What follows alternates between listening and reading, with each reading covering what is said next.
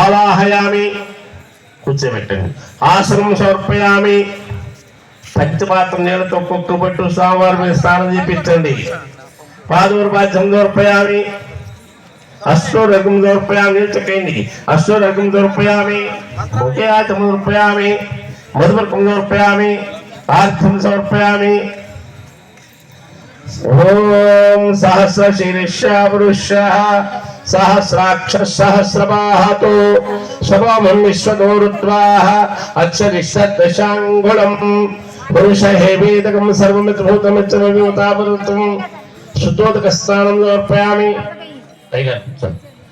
ఇప్పుడు అక్షంతులు ఆయన పట్టు వస్త్రాలు కట్టాలి. ఆపండి, చచ్చారా పరిశ్రమ గారు? విఘ్నేశ్వరుడు పట్టు వస్త్రాలు కట్టాలి. ఏం చేస్తున్నాం మనం? అక్షంతలు కానీ పుష్పాలు కానీ వేస్తుంటాం.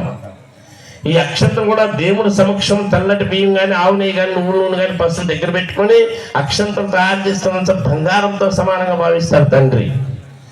మన ఇళ్లలో ఏం చేస్తున్నాము? అక్షంతలు తీసుకెళ్ళి ఓ మహాశాస్త్రం కంటే ఆయన అక్షంతలు సమర్పయామి, అక్షంతలు సమర్పయామి వేస్తుంటాము. రాళ్ళు తీసుకొని కొట్టినంత పాపం దేవుడికి.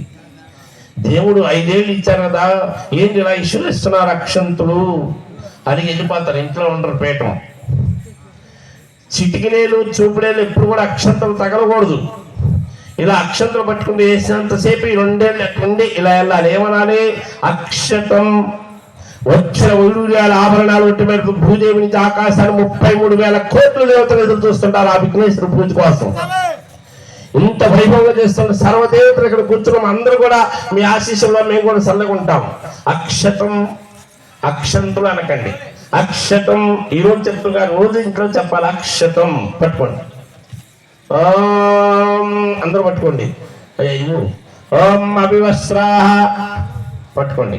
అభివస్త్రాశోను శుక్రో భూమైన చంద్రవర్తమైన హిరణ్యాభ్యస్వర దేవ సోమో వస్త్రార్థం ఏమంటాను?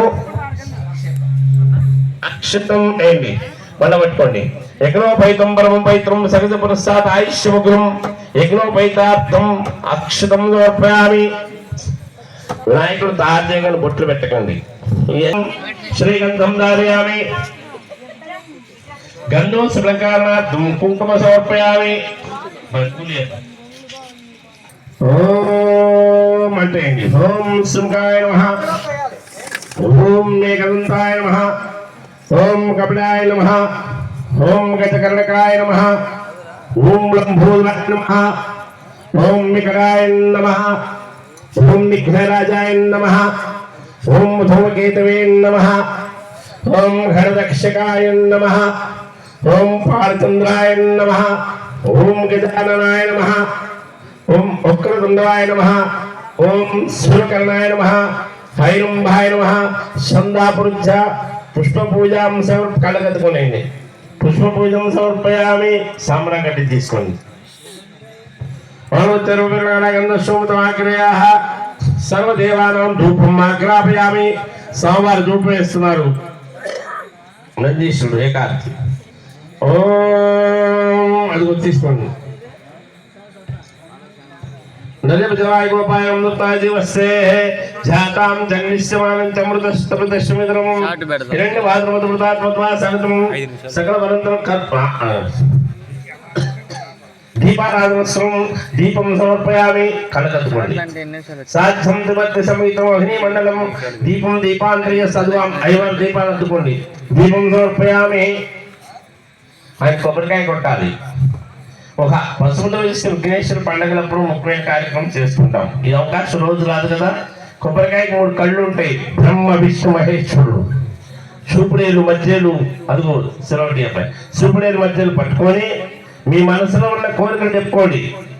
ఏమనుకుంటే ఆ కార్యక్రమం తప్పనిసరి నెరవేరుతూ వచ్చిన అయ్యప్పటికి భక్తులకి మా అందరూ కూడా మీరు సరిగ్గా కాయపట్టుకుంటే మేము అనుకున్న పనులు అవుతాయి.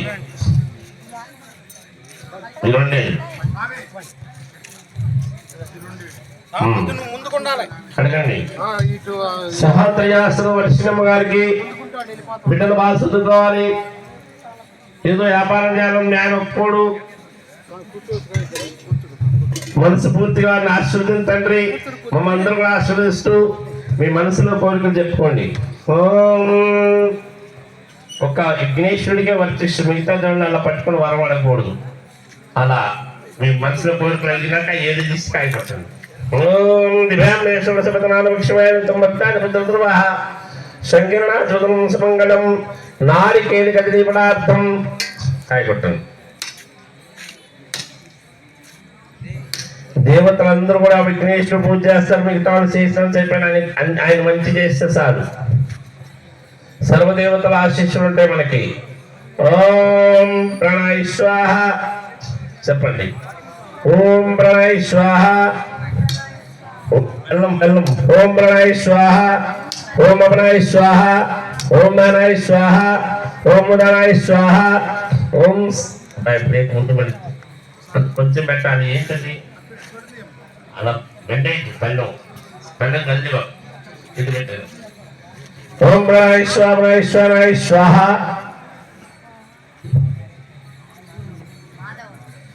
మాధవరావు గారు వర్షిణమ్మ గారి మీద విపరీతమైన కోపం పెరిగింది విఘ్నేశ్వరుడికి.